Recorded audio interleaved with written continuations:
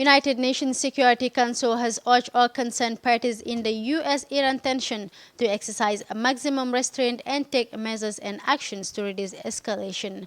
The Council called for differences to be addressed peacefully and through dialogue.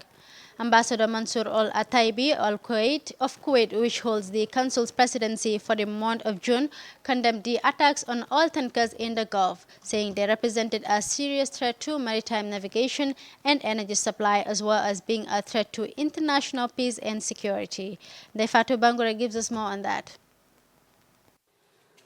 Following a 2-hour closed-door United Nations Security Council meeting over Iran at the request of the United States, Acting U.S. Ambassador to the UN, Jonathan Cohen, told newsmen that Washington's policy on Iran remains an economic and diplomatic effort to bring Iran back to the negotiating table. Cohen also said he told the 15-member council that the U.S. evidence shown Iran was to blame for attacks on commercial tankers in the Gulf region in May and June, and called the world to tell Iran it is unacceptable.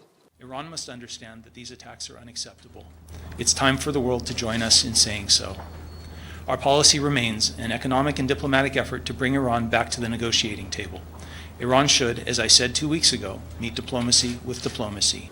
For his part, Iran's ambassador to the United Nations has swiftly responded to President Trump's actions, calling the latest U.S. sanctions against Iran shown that Washington does not respect international law, and called for dialogue on regional security.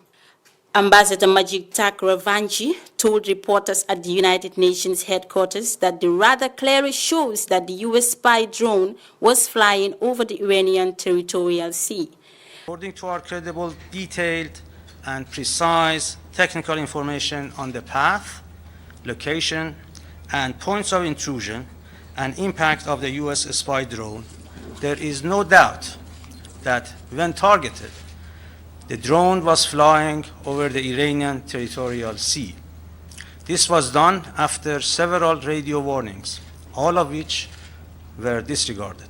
Reading the position of the Security Council after the closed-door meeting, Kuwait's UN Ambassador Mansour Al-Otaibi, who doubled as President of the Security Council for June, pointed out that the 15-member council condemned the attacks on the oil tankers as a serious threat to maritime navigation.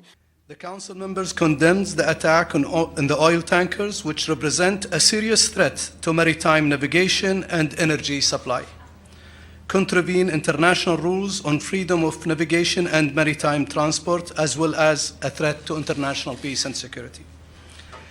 The Council members urge concerned parties and all countries in the region to exercise maximum restraint and take measures and actions to reduce escalation and end tension. Also speaking to journalists after the meeting, British, France, and Germany ambassadors to the United Nations jointly expressed concern by the increased tensions in the Gulf. With the view to the upcoming Council session on Security Resolution 2231 this week, France, Germany, and the United Kingdom stressed the commitment to the full implementation of Security Council Resolution 2231 and the preservation of the Joint Comprehensive Plan of Action, aka the Iran nuclear deal. France, Germany, and the United Kingdom are gravely concerned by the increased tensions in the Gulf that were further heightened after the downing of the US drone by Iran on the 20th of June. These developments risk miscalculation and conflict. We call for de-escalation and dialogue with full respect for international rules. We reiterate our strong condemnation of attacks on the tankers in the Gulf of Oman, the acts of sabotage on 4 vessels off Fujairah, and any threat to the safety of maritime traffic and peace and security in the region. Tensions between the U.S. and Iran are at their highest level in years after Tehran shot down an American drone last Thursday. President Trump then announced new sanctions against the Gulf nation on Monday, with punitive measures set to target Iran's supreme leader, military officials, and its top diplomat. The confrontation has raised fears that a conflict between the two countries would quickly spiral into a wider war that could consume the entire region. Reporting for iAfrica News, Ndeye Fatou Bangura.